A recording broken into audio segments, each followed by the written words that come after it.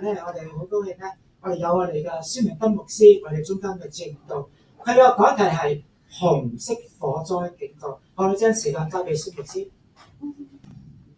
今日咧天氣就都幾涼，不過咧就幾濕啊，所以咧就應該唔會有呢樣嘢啦。但係咧好多時咧，我哋都知道咧，當清明節嘅時候咧，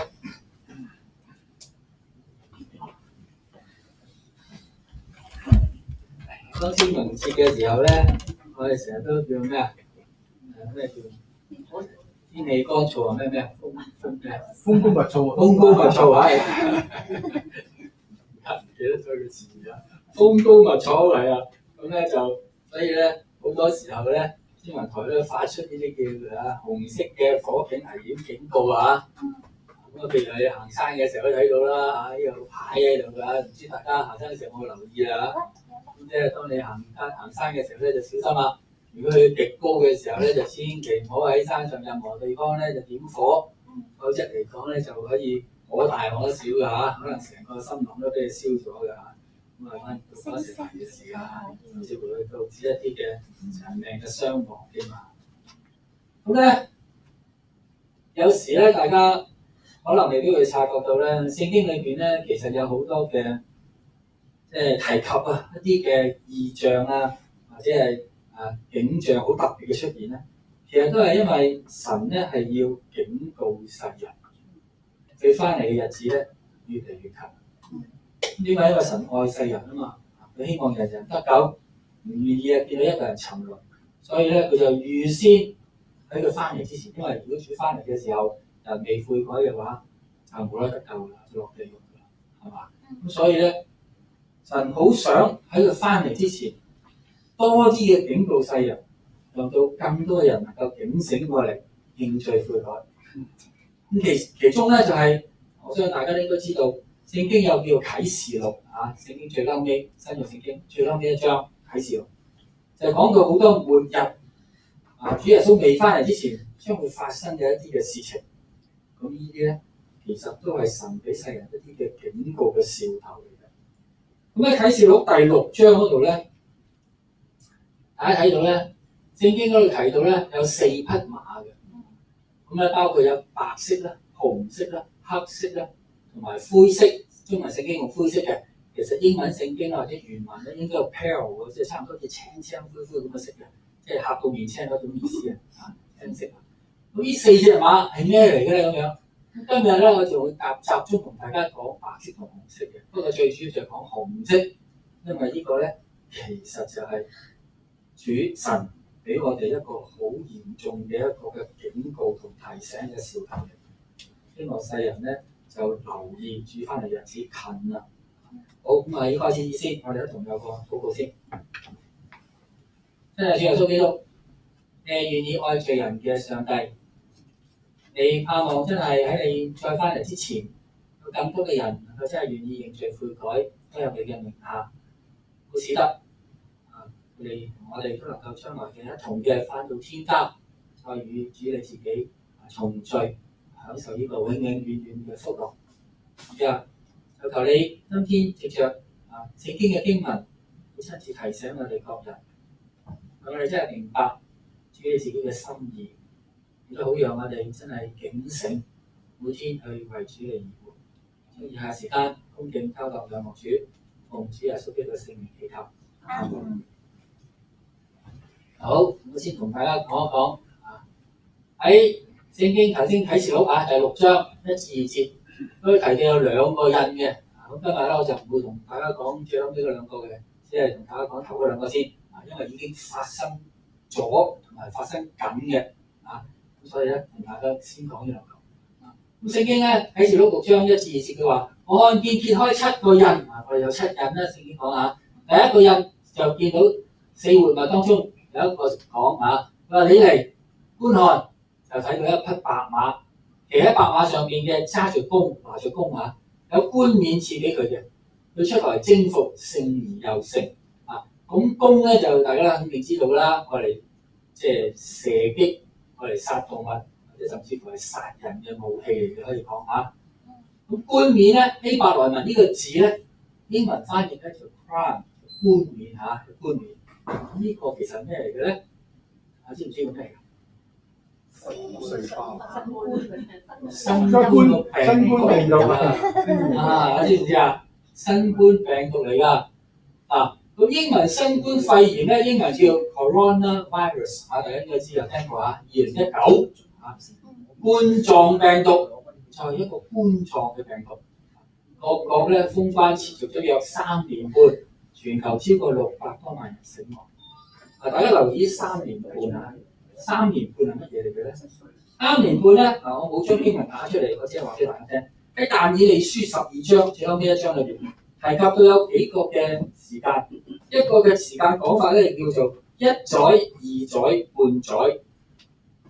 數知幾多？1載、2載、半載、3載半咯，係嘛？3年半。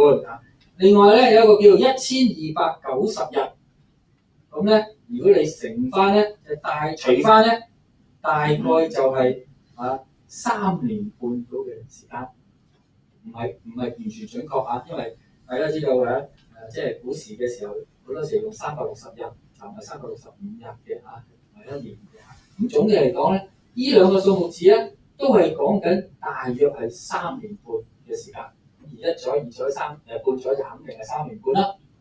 咁大家咧有學者咧有澳洲嘅學者咧就計算過，佢話咧其實新冠病毒咧由初發現嘅時候至到即係初發現之後跟住封城啦，封城之後通翻關開翻關之後咧，剛好就大約3年半嘅時間。咁所以咧呢啲係講緊乜嘢咧？呢個學者咧澳洲嘅學者就話咩咧？呢個就係第一個印嘅白馬。點解咧？我哋睇下呢匹白馬咧，就弓嘅。頭先都講啦，弓可以殺人噶嘛嚇。咁啟示錄第6章度講，弓可以殺人。白馬喎，係咪？白色嘅仔。呢啲咧全部都係醫護人員着白袍。當然佢哋唔係殺人啦，但係頭先講就話嗰個嘅 coronavirus 就係殺人嘅工具嚟嘅，即係呢個新冠病毒。咁而咧白馬就係代表當時嚟講咧，差唔多全世界人嘅集中注意力咧，都係睇住呢班嘅醫護人員，因為佢可以救你生命，又或者救唔到你就要死亡。咁呢個就係呢個嘅澳洲學者所講嘅3年半嘅白馬麻着弓，有冠冕賜給他，呢個就係新冠病毒。好，跟住落咯。啟示錄6章3至4節，揭開第二印嘅時候，我聽見第二個活物說：起來，就另有一匹馬出來，是紅的，有權柄給予那騎馬的，可以從地上奪去太平，使人彼此相殺。又有一把大刀賜給他。呢度好明顯啦，奪去太平，彼此相殺就係咩啊？戰爭，係嘛？而家我哋知道過去3年啦，超過3年啦，發生咩事咧？世界嘅戰爭，俄烏戰爭仍然持續緊。以哈衝突暫時嚟講平息咗啦，進行第2步嘅呢個談判。仲有咩黎巴嫩真主黨同伊朗嘅武裝衝突等等，呢3年裏邊持續咁發生，好多人死亡。如果計俄羅斯加埋烏克蘭，應該超過100萬人死亡㗎。呢個戰爭，一個好殘酷嘅一場戰爭。自從第2次世界大戰以嚟，全世界最殘酷嘅一場戰爭就係呢個俄烏戰爭。咁要出於人嘅敗壞戰爭。咁呢個咧就係紅馬，紅色的嘅馬。紅色咧呢度就代表戰爭。咁奇怪嘅地方咧，大家睇住經文咧3至4節嗰度咧，佢最後尾仲有一句喎，佢話有一把大刀賜給他。咁但係咧就冇下文嘅咯喎，跟住落第3隻馬嘅咯喎。咁究竟呢把大刀係咩嚟嘅咧？同埋呢個大刀有咩用嘅咧？做啲咩嘢嘅咧？我哋睇一睇。喺大刀呢個希臘文呢個字咧，原意咧就係劍或者係匕首，其實就唔係專門話刀啊，應該劍或者匕首。亦都係一啲傷人嘅武器嚟嘅，即係殺人啦，都可以咁講啦。咁咧，如果睇翻呢個原文希臘文喺新約聖經裏邊，另外出現嘅地方咧，就喺以弗所書6章17節嗰度講，並戴上救恩嘅頭盔，拿着聖靈嘅寶劍，就係神嘅道。咁講緊呢度咩啊？原來呢把寶劍咧，或者呢個所謂嘅大刀咧，係同話語有關嘅。呢度講緊神嘅道啦。咁當然呢把大刀就唔係講緊神嘅道，係同話語有關嘅事情。其實咧，一陣間大家睇到，呢個係神擊打審判撒但嘅武器嚟嘅。因為睇到以弗所書就講緊咩啊？我哋拿着聖靈嘅寶劍，就係神嘅道，就能夠敵擋撒但惡者啊嘛。聖經睇翻呢個嘅以弗所書，大家應該睇到啦嚇。呢個就係全副軍裝，就能夠敵擋撒但啊嘛。咁呢個聖靈嘅寶劍咧，就係主動去攻擊撒但嘅軍裝，唯一一件嘅武器係主動攻擊撒但。我哋睇翻紅色呢個字啊，紅色呢個希伯來原文咧係指火焰嘅顏色啊。咁火焰嘅顏色咧係點乜嘢啊？好明顯，打仗嘅時候啲炸彈飛來飛去爆炸，就有火光啦，係嘛？亦都會帶嚟大火啦。咁呢個就係紅色啦。仲有大家睇唔睇到咧？2024年世界發生好幾次嘅嚴重嘅大火災。美國德州喺2024年2月尾嘅時候發生呢個嘅山林大火。當時嚟講咧，因為有超過30萬英畝嘅地方即係着火啊。咁咧當中附近咧有兵工廠要關門啦，有啲牧場咧，因為咧又養咗好多牲畜，就唔想佢哋白白燒死，於是乎咧就放晒啲牲畜出嚟，任得佢逃生。燒唔燒死就睇佢啦，冇辦法啦。因為咧救唔到啊，太多牲畜啦。咁所以咧，當時嚟講，美國嘅德州州長咧就裏邊60個縣啊發出呢個嘅災難聲明，要啲人盡快撤離嘅。咁第二個啦，睇到呢個咧就係希臘嘅山火。喺2024年8月嘅時候，8月中。呢個山火咧蔓延到雅典附近，整個森林徹夜燒晒，房屋、汽車啊，附近好多都被燒毀。火焰高度咧達至到咧係80英尺高啊！哇，80英尺我知唔知幾層樓啊？通常你好高嘅樓都係8至10尺噶嘛，係嘛？一層樓有啲9尺，有啲10尺，如果當10尺先算啦，即是8層樓高嘅火焰，幾厲害啊！所以咧煙霧彌漫，好多都被燒成灰燼，迫使咧有3萬嘅民眾要疏散。咁希臘就向歐盟嘅成員法國、意大利等等咧，就提出呢個嘅支援，要派消防員去救火。跟住啦，呢個加拿大喺2024年7月份嘅時候，又係發生喺西部一個旅遊嘅勝地，叫做賈斯帕嘅國家公園，呢度寫嘅賈斯帕嘅國家公園嚟嘅，發生大火，咁超過2萬人要緊急疏散，個火場嘅長度高達形成一個高達100米嘅火場啊！哇，仲犀利，今次係100米啊！頭先係80英尺。今次嘅火場係高到100米咁高啊！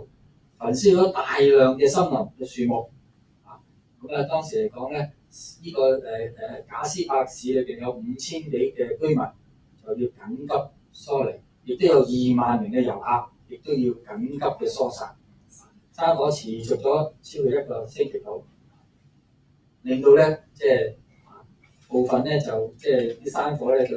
按佢哋嘅估計就係由於呢個嘅行雷閃電引發嘅，高溫引發嘅，咁所以咧就形成咗一個嘅山火。仲有啦，最後一個同大家分享就係澳洲嘅山火，喺維多利亞省，喺呢個嘅去年12月啦，12月尾嘅時候就發生呢個大火，火勢咧擴展到3.4萬公頃啊，即係340平方公里嘅地方。超過600個消防員咧係要進行呢個嘅救火，幾百個居民疏散，因為澳洲就比較人少啲嘅住得嚇，咁所以咧佢就即係好住得好少人嘅，所以就唔係好多人需要疏散。咁但係咧呢個嘅大火咧都係非常之嚴重嘅。最後一個洛杉磯，大家知唔知道洛杉磯嘅英文名代表咩啊？天使之城。呢個洛杉磯咧係荷里活影城嘅地方，佢咧就被稱為呢個嘅天使之城啊。因為咧呢個係一個西班牙語嚟嘅，即係呢個 Angeles 呢個字咧嚇，就係代表天使咁解。咁但係咧好可惜，大家唔知知唔知道呢個天使之城咧，佢係墮落到咧成為一個嘅魔鬼之城嘅地方。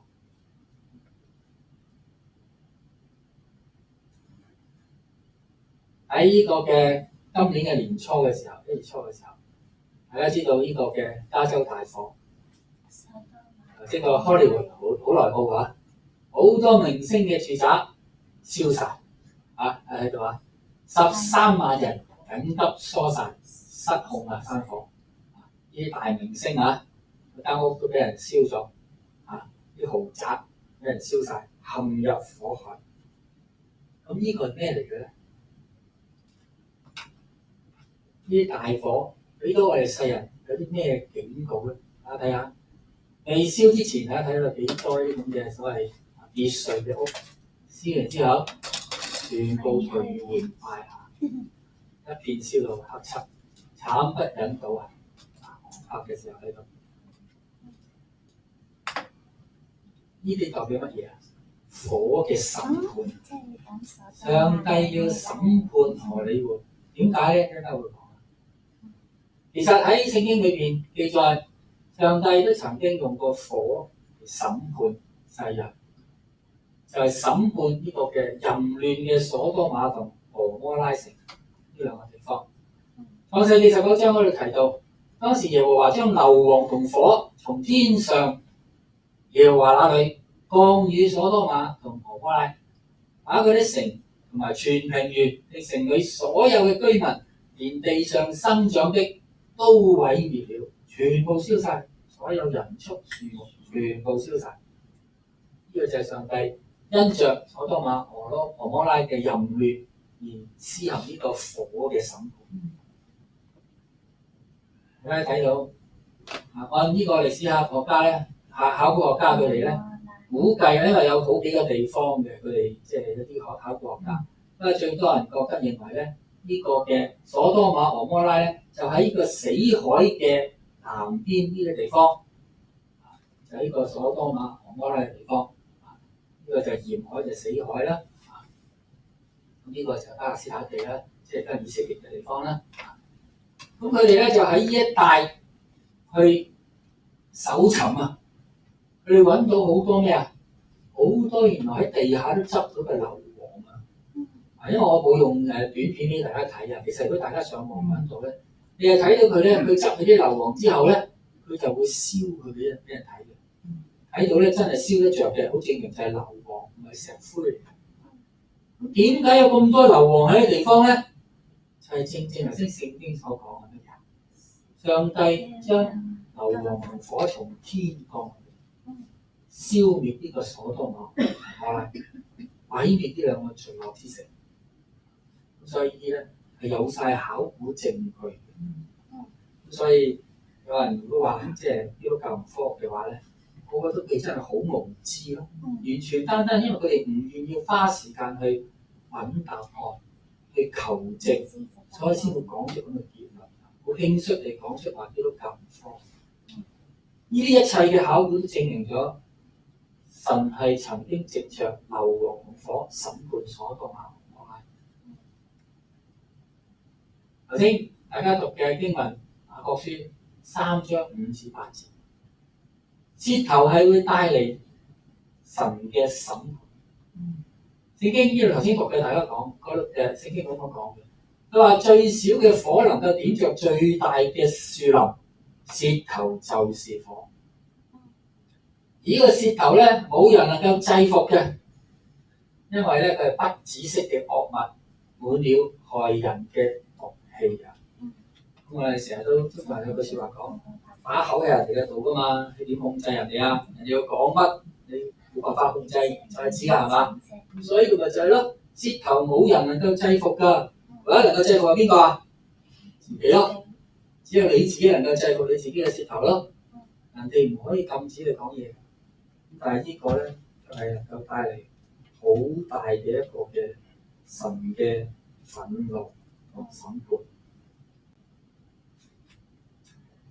奧斯卡金像獎啱啱完咗冇幾耐嘅，其實就喺呢個嘅荷里活大火前嗰一日，就係奧斯卡金像獎頒發典禮。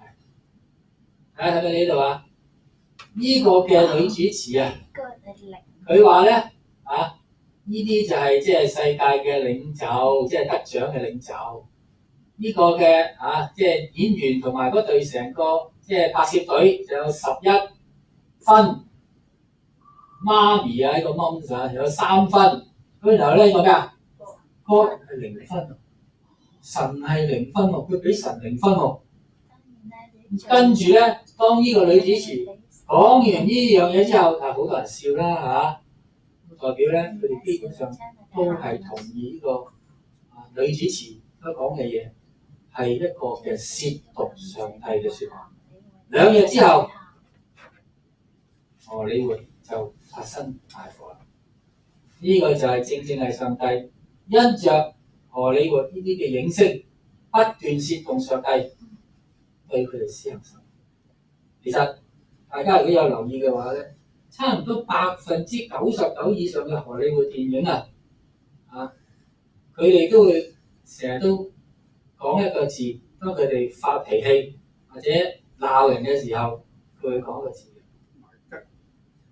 賣骨嚟睇啦，佢好明顯講唔止係賣骨，因為賣骨就可以講其他好多神噶嘛。佢講邊個？耶穌啊！Oh Jesus Christ！ 佢哋當呢個名稱作為一個咒詛人哋，或者一個嘅對人哋一個嘅鄙視，或者係覺得係好無理嘅情況底下，而發出一個呼聲，就係話 Jesus。佢哋將我哋救主耶穌基督嘅聖名係隨便亂用，我嚟做一個叫做褻瀆嘅一個行為。所以聖經講得好清楚，10誡第3條，出埃及記20章7節，我哋一齊讀。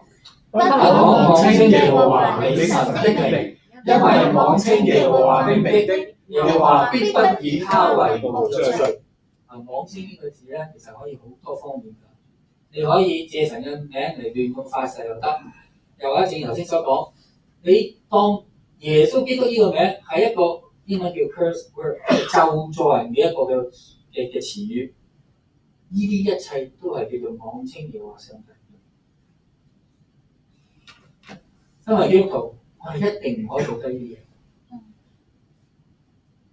但係我哋嘅上帝係憐憫人嘅神，喺舊約聖經裏邊記載過，屬神嘅人係神係會拯救佢哋。羅德一家大家都聽過佢故事啦，係咪？創世記呢度記載咗就係咩啊？當時神要毀滅所多瑪、蛾摩拉，咁但係因為羅德喺當時嚟講，神係認為佢係一個被稱為一個嘅義人，亦都係紀念同神同紀念亞伯拉罕立嘅約，咁所以都眷顧埋羅德。咁於是乎咧，神就喺降下硫磺同火去消滅所多瑪、蛾摩拉之前咧，就打發羅德從傾覆之中出嚟。咁後來就係因為佢個羅德嘅太太因為依戀佢喺所多瑪、蛾摩拉嘅地方嗰啲財產，回頭一望就變成咗一條異形柱啦。大家都記得呢個聖經故事啊。奇妙嘅地方就係大家唔知有冇睇呢啲新聞啊？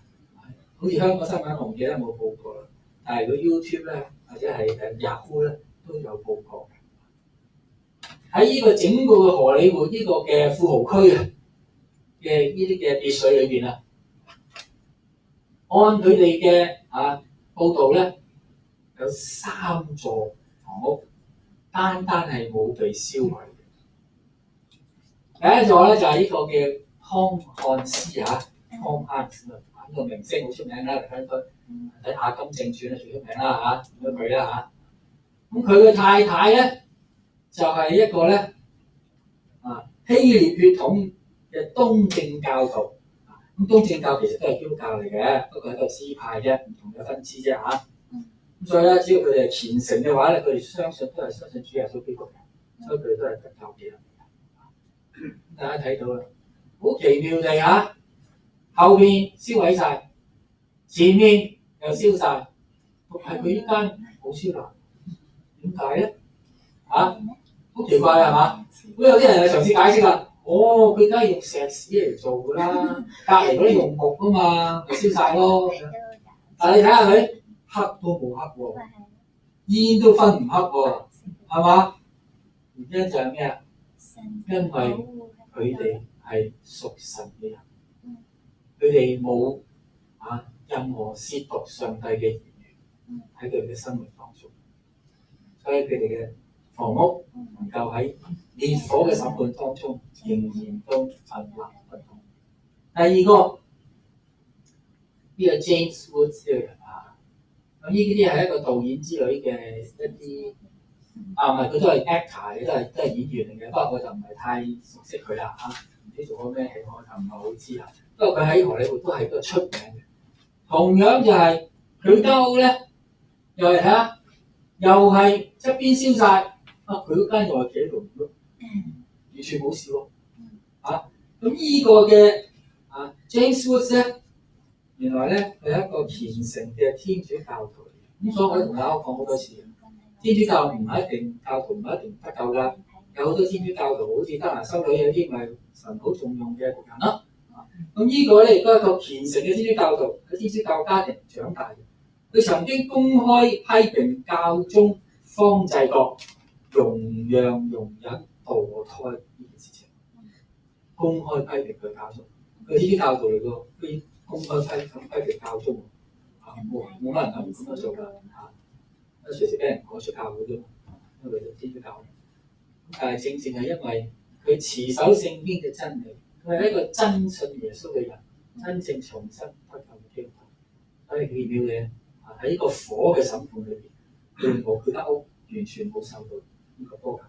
第三個時間翻我唔講啦，係一個嘅係一個網台電台嘅一個主持人，係一個基督徒嘅主持人，係嗰啲嘅貨櫃車司機網台主持人。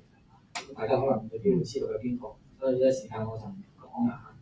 咁就係總嘅嚟講，我哋睇到就係咩啊？褻瀆上帝嘅，上帝一定要審判，可以係好短時間就進行審判，但係亦都有可能係喺一啲按照神嘅定義嘅時間裏邊再施行審判，又或者最後可能去到末日嘅時候，主再來嘅時候，先至會進行呢個大審判。弟兄姊妹，我哋真係要好小心我哋嘅舌頭，唔好隨隨便便講一啲嘢咧，去抨擊我哋嘅主，抨擊我哋上帝，去挑戰我哋上帝嘅威嚴。我哋基督徒對聖經唔明白可以嘅，發問係完全可以嘅，討論完全可以，但係我哋要存在一個謙卑、一個敬虔嘅心態去問問題，去找答案。因為其實只要我哋願意謙卑喺神嘅面前嘅話，聖靈係會教導我哋，將我哋唔明白嘅地方係一一嘅去解釋俾我哋聽。只要我哋唔好做任何褻瀆上帝一啲嘅行為，否則神嘅審判好快就會臨到嗰啲褻瀆人嘅身上。其他方面我哋睇一睇啦，地獄嘅火。頭先我哋講咗，神藉着火喺人間嘅地方進行呢個審判。但係其實聖經話俾我哋聽，最嚴重嘅審判就係地獄嘅火。啟示錄20章嗰度提到，話我又看見死了嘅人，無論大小，都站在寶座前，案卷展開了，並且另有一卷展開，就是生命冊。死了的人都憑着這些案卷所記載的，照他們所行的受審判。於是海交出其中的死人，死亡和陰間也交出其中的死人，他們都照各人所行的受審判。死亡和陰間也被扔在火湖裏，這火湖就是第二次的死。若有人名字沒有記在生命冊上，他就被扔在火湖。弟兄姊妹，聖經俾我哋呢個好嚴厲嘅一個警告啊！就係將來如果有人嘅名字冇記喺生命冊上，咁咩人嘅名字先記喺生命冊上啊？就係嗰啲重生得救嘅基督徒咯。所有重生得救基督徒嘅名字就記咗喺生命冊上面啦。如果名字冇記喺生命冊裏，就會被扔喺火窯裏邊。呢個就係第二次嘅死，就係靈魂嘅死亡滅亡。咁但係當然啦，其實呢度講緊乜嘢啊？天上有案卷呢個生命冊，每個人都要喺神嘅面前受審判嘅，就算基督徒都要受審判嘅。聖經講嘅審判從神嘅家開始。咁但係感謝神啦，當然，因為因着主耶穌基督，我哋信主嘅人，我哋有主耶穌基督嘅寶血赦免我哋一切嘅罪。所以到時審判嘅時候，我哋嘅犯嘅罪，主耶穌話：我嘅寶血赦免佢哋。但係當然啦，基督徒嘅審判唔會因着我哋犯嘅罪而被扔在火湖裏邊。但係聖經話俾我哋聽，到時嘅審判係一個獎賞嘅一個嘅審判。意思即係話咧，如果你喺地上冇做一個合乎神心意嘅基督徒，按着聖經嘅真理教導去生活嘅話咧，你嘅獎賞就會好少。但係當我哋一個忠心一生跟隨主，按照神嘅心意侍奉上帝嘅人咧，神嘅審嘅呢個賞賜咧就會好大。呢個就係聖經提醒我哋嘅事情。但係重要嘅就係我哋真係要努力傳福音，帶領嗰啲未認識耶穌嘅人去接受救恩，否則將來佢哋都要面對第二次嘅死，被扔在火湖。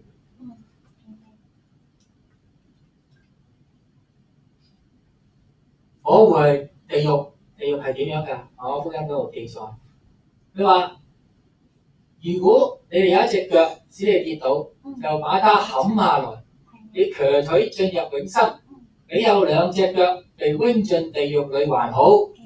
如果你有一隻眼使你跌倒，就去掉它。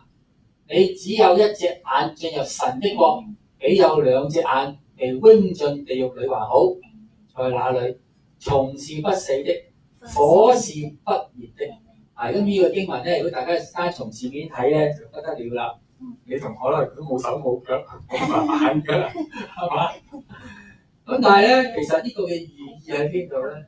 呢個寓意就話，等於一個人，如果佢患咗 cancer， 譬如話佢隻腳患咗 cancer， 你會點做啊？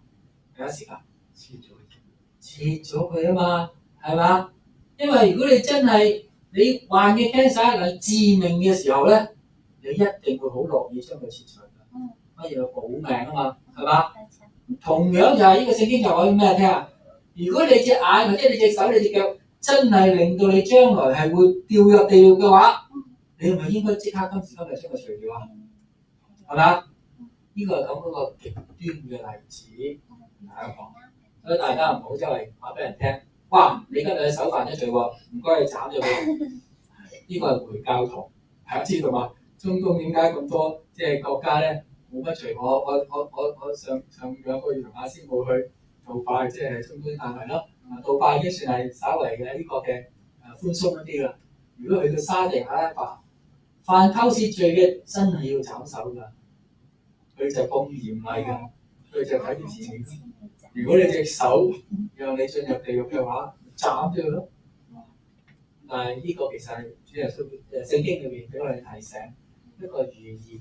主耶穌話：如果有你身體任何一個部分，或者你自己任何一啲嘅行為，令到你將來要入地獄嘅話，你要好好地反省，將佢把握清楚。呢個就係聖經嘅寓意。另外一樣嘢就主耶穌話俾我聽，喺地獄裏邊到時候會咩啊？有蟲嘅，有火嘅，不滅嘅。啟示錄廿一章嗰度更加講咩啊？打孽嘅、不信嘅、可憎嘅、殺人嘅、淫亂嘅、行邪術嘅、拜偶像嘅和一切説謊話的人，講頭都嚴重曬。他們將在燒着嘅硫磺嘅火湖裏邊有份，這是第二次嘅死。呢個就係永死。所以呢都俾我哋一啲好重要嘅聖經嘅提醒。所以最後一個大家分享嘅就係我哋切勿褻瀆上帝。馬可福音3章28節，我一齊讀。我實在告訴你們，世人一切的罪和一切褻瀆的話都可得赦免，凡褻瀆聖靈的，卻永不得赦免，乃要擔當永遠的罪。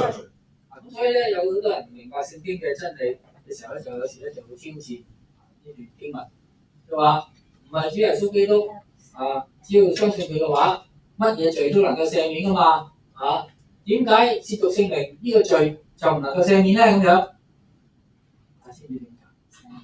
咩褻瀆聖靈？聖靈係邊個啊？三位一體嘅神嘅第三位啊嘛。我想問，如果你係基督徒嘅話，你會唔會懼怕神我遲啲會講嘅，敬畏神係好重要嘅。我哋同神嘅關係好親密嘅。如果我哋即係冇做咩錯事嘅話，即係冇刻意去褻瀆佢嘅話，當然我哋唔會驚佢啦，因為我哋先會感受到神嘅愛噶嘛。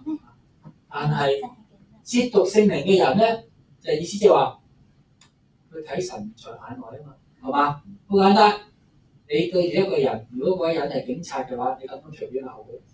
或者嗰個人係法官嘅話，你敢唔敢隨便鬧佢？係嘛？咁所以一個人，如果你係對一個人尊敬嘅話，你係唔會褻瀆佢嘅。咁呢個褻瀆聖靈係講緊乜嘢？其實根本呢個人就係唔驚神。點解會唔驚啊？佢唔信神啊嘛，係嘛？咁所以褻瀆聖靈點解唔得赦免啊？好簡單，因為佢未信耶穌。耶穌就係神啊嘛，係嘛？聖靈又係神，耶穌又係神。不過當時主耶穌基督係人嘅肉體講呢句説話啊嘛，咁佢冇理由話褻瀆耶穌嘅就不得赦免噶嘛，係咪啊？咁聖靈咧就係當時嚟講，令到人接受救恩嘅神啊嘛。佢哋三位一體嘅其中，聖靈嘅所謂佢嘅我哋叫做位格嘅 character， 即係佢要做嘅角色，就係要感動人心靈去認罪悔改啊嘛。咁所以如果你個心都未認罪悔改嘅話，你先會褻瀆佢啊嘛。咁所以既然係咁，咪不得赦免咯。呢個人根本就未得救。咁所以凡係真心相信主耶穌基督嘅人，認罪悔改嘅，一定能夠得到主耶穌基督赦免，大家可以完全放心。但係重要嘅就千祈唔好褻瀆聖靈，因為褻瀆聖靈就代表佢唔敬畏神，係根本未重新得救，所以就不得赦。弟兄姊妹，我哋而家下個禮拜啱啱係編導咧，我就再講一篇道，我就同大家講敬畏神。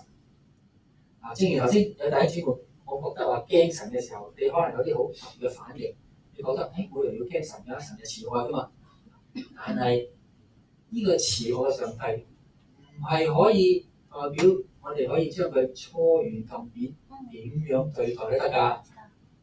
敬畏神係聖經一個好重要嘅真理。有啲人淨係就單單，甚至乎好多嘅牧者，佢單單淨係講到神嘅慈愛嘅時候，佢唔講呢個基督徒係要驚神嘅，敬畏神係要驚。我下個禮拜會詳細同大家講原文同埋其他嘅一啲嘅關於即係敬畏神嘅啲嘅聖經經文話俾我哋聽。咁所以嗰啲有啲嘅傳道人牧者就話：哎呀，神唔使驚嘅，因為神慈愛啊嘛。呢個完全唔合乎聖經嘅真理。佢完全係只係睇到新約關於上帝嘅慈愛，睇唔到舊約講得好多有關上帝係需要敬畏嘅地方。我哋嘅上帝係公義與慈愛嘅上帝，即係意思即係話公義就喺度敬畏佢，你要佢公義嘅話，即係話唔係隨隨便便俾你搓完咁點㗎，唔係俾你隨隨便便去鄙視佢㗎，去咒罵佢、褻瀆佢㗎。呢個就係我要敬畏上帝嘅原因。所以下個禮拜會詳細同大家講敬畏神。提摩太前書6章1節，亦都講到話：凡在軛下作僕人的，當以自己主人配受十分的恭敬啊，免得神的名和道理被人褻瀆。呢度其實提摩太咧係勸勉緊，即係呢個嘅傳道人提摩太話俾佢嗰啲嘅即係會眾知道。因為當時嚟講有啲會眾咧係真係奴隸嚟嘅，呢個僕人嘅意思咧原文係奴隸。咁所以咧佢提醒嗰啲做奴隸嘅話，要對佢哋嘅主人咧係要恭恭敬敬。咁所以但係呢個經文都同樣係講緊，倘若我哋稱主耶穌基督為乜嘢啊？為主啊嘛。咁即係咩啊？我哋係主耶穌基督嘅咩啊？僕人或者係奴隸嘅。咁人嘅奴隸都要尊敬主咯，佢嘅主人咯，肉身嘅主人咯。何況我哋神嘅奴隸，我哋咪更加應該要尊敬我哋嘅上帝咯，敬畏恭敬我哋嘅上帝咯，係嘛？所以呢個我哋唔可以去褻瀆我哋嘅主人啦。呢時我哋唔可以褻瀆我哋上帝嘅神。啟示錄14章6至7節，佢哋講：我又看見另一位天使在空中飛翔，有永遠的福音要傳給住在地上的人，就是各邦國、各支派、各語言、各民族。他大聲說：要敬畏神，把榮耀歸給他，因為他施行審判的時候已經到了，要敬拜那創造天地海和水源的主。喺度講多另外一樣嘢，大家有冇留意節經文啊？邊個傳福音啊？邊個去傳福音？啊？睇唔到啊？傳道。邊個去傳福音？睇清楚啲。天使啊嘛，睇唔到啊？呢個係聖經隱藏嘅有一個好特別嘅一個嘅提醒㗎。有好多人成日都以為主冇買翻嚟嘅，點解啊？福音要傳遍地極，然後末世才來臨啊嘛，呢個都講。所以咧，憑你同我嘅話咧，唔好講邊度啦，淨係講我哋國家都好。信耶穌嘅人可能得幾個%嘅啫，都唔知有冇啊？幾時先能夠將10幾億嘅人帶去信耶穌啊？憑你同我啊，憑宣教士啊，哇！漫長嘅日子啊，可能。但係邊個去傳嘅話，1-2分鐘就可以傳。天使啊嘛，啱明唔明啊？我成日同大家講，主耶穌基督未必會聽日翻嚟，但係你同我可能今晚就被提㗎啦。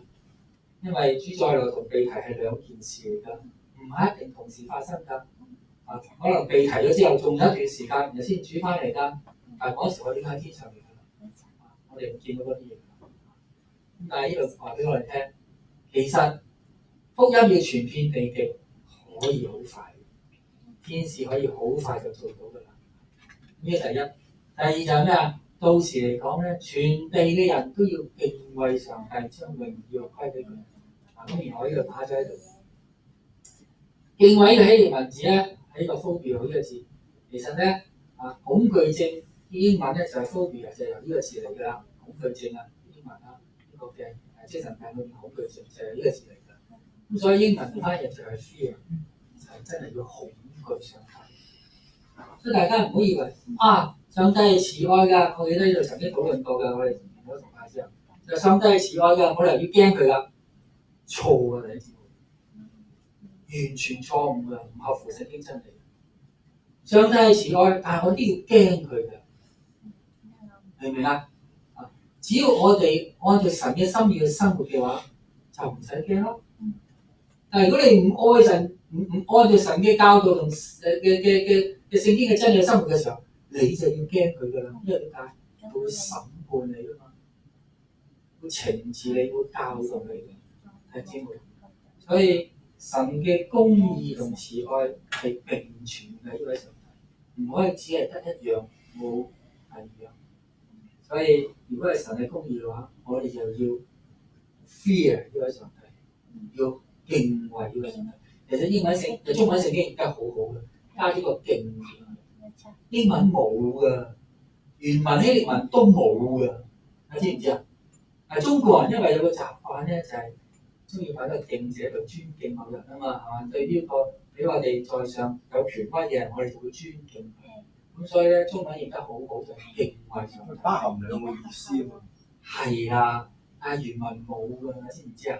原文真係恐懼啊，懼怕，明唔明啊？所以咧，上帝唔係我哋隨隨便便可以講説話去攻擊佢，唔係隨隨便便講説話去話唔信佢呢樣嘢，唔信嗰樣。弟兄姊妹，呢啲係聖經俾我哋嘅真理㗎。中國人嘅句説話講嘅尊師重道啊嘛，係嘛？何況我哋呢位上帝係創造宇宙萬物嘅真神，我哋點能夠可以話唔尊敬佢、唔敬畏佢？自己都曾經同大家講過。嗰啲嘅歐洲人或者美洲嗰邊啲人，最唔好一個嘅家庭觀念就係咩啊？啲仔女咧係叫爸爸媽媽個名，大咗嘅時候咧當然，細個嘅時候咧俾佢控制住你，梗唔敢啦。一到大咗18歲以後，啊，梗係自己搬出去住啦，跟住見到個父母就直稱其名，直呼其名，完全都冇一個尊敬嘅心嘅。佢話當朋友喎。我就唔可以接受啦。父母就係父母，朋友就朋友。不過個關係可以好似朋友咁樣，啊呢個係輔導學其中一個嘅技巧嚟嘅。做父母嘅同個仔女嘅關係要好似朋友咁樣，但喺身份上嚟講，你永遠都係需要佢哋尊敬，因為父母就父母，子女就子女，上帝就係上帝，就係神。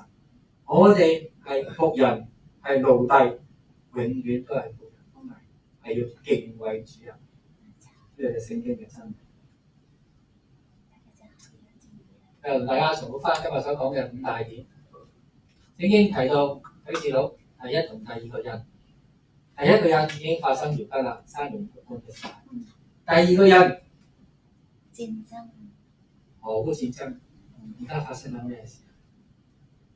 美國牽頭我知道做呢個嘅停戰30日，停到唔知。不過大部分嘅呢啲嘅政治評論家，佢哋都相信今年下半年俄烏戰爭就會結束。如果按照計算3年半大約嘅時間，意思即係話今年夏天嘅時候7、8月咧。俄烏戰爭就會完全止息㗎啦，信不信由你。呢個就係嗰個澳洲聖經學者提出嘅一個觀點。呢個就係正正係第2匹馬紅馬要結束，進入第3匹馬。記唔記得咩馬？黑馬，冇錯。黑馬係咩聖經話？黑馬係代表饑荒。即係話，當俄烏戰爭結束之後，世界上好多地方就會出現饑荒。我自己個人睇法就係喺香港呢個福地嚟嘅，係咪？有中國大陸即係提供我哋好多嘅糧食，所以可能我哋香港唔會發生饑荒嘅。但係呢個饑荒咧係代表世界其他嘅地方。即係唔係話每個人都饑荒嘅咧？當然冇可能啦，你好多人有錢㗎嘛。所以個天文唔會講話全世界每個人都饑荒㗎，唔可能係嘛？但係呢個即係話一個嚴重嘅世界出現嘅問題就係饑荒。